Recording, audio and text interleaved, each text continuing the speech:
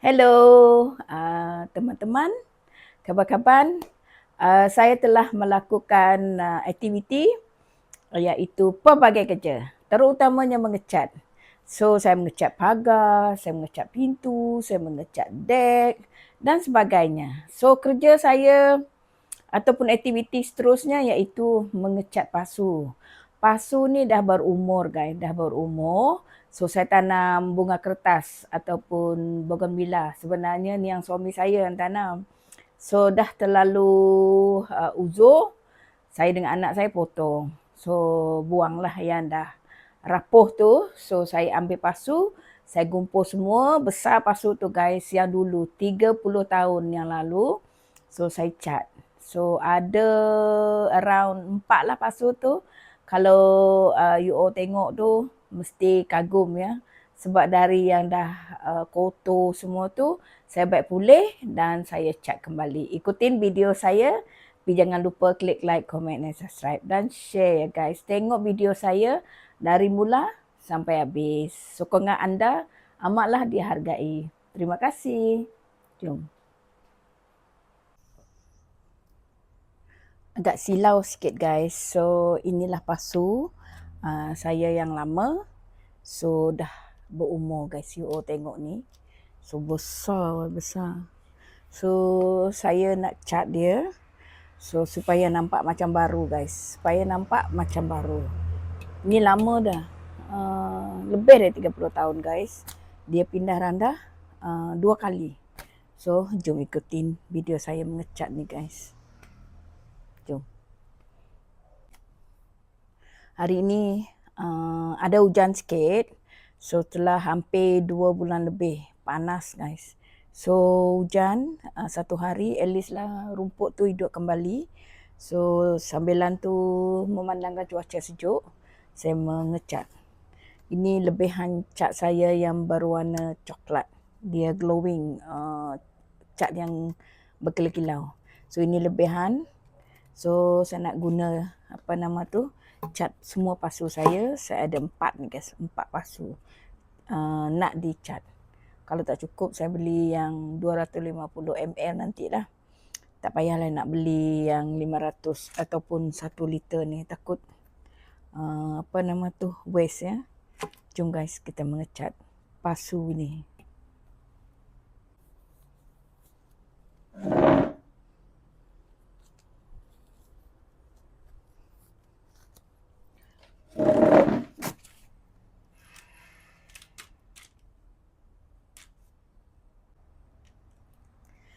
Okey, saya nak pasang sarung tangan. Baju saya ni kalau mengecat malas nak tukar sampai cat kat sini. So kita buka ni. Mana dia punya? Okey. Saya ambil ni. Dah nak habis guys, dah nak habis cat ni. So kita mengecat ya. Kena pakai glove. Kita gaul dulu. Biar dia metis. Okey. Nanti kena baju. Okey. Pelan-pelan. Tengok guys. Warna coklat keemasan. Okey.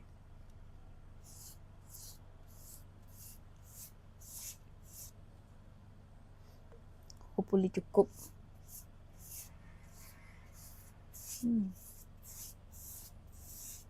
Nanti cantik dia.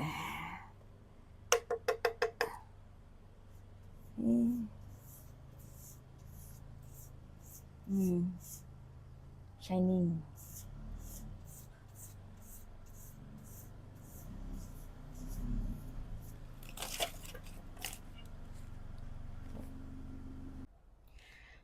Okay guys, saya ada 4 pasu macam ni. Saya nak cat. Okay, dia besar guys. Kalau video nampak kecil. So ada yang nak pecah tapi saya tak akan pecah lah. Saya cat. Saya ada 4, yang sebenar ada 6. Dah 2 pecah, tak dapat diselamatkan. So saya akan cat ni pasu ni. Okay guys, saya ada 4. So yang kat belakang tu sudah. So tinggal 2 lagi. Yang satu lagi tengah kering. Inilah kerja kita baik pulih ya barang-barang supaya nampak macam baru. Jom. Kalau yang dalam ni saya tak cat lah, biar je. Walau nampak usang, hampir 30 lebih tahun guys pasu saya ni. Sebelum mulakan kerja, kita kena buat lapik kertas pengecat. Okey. Yang ni sudah, 2 lagi tinggal. Hari ini panas guys, panas. Semalam hujan.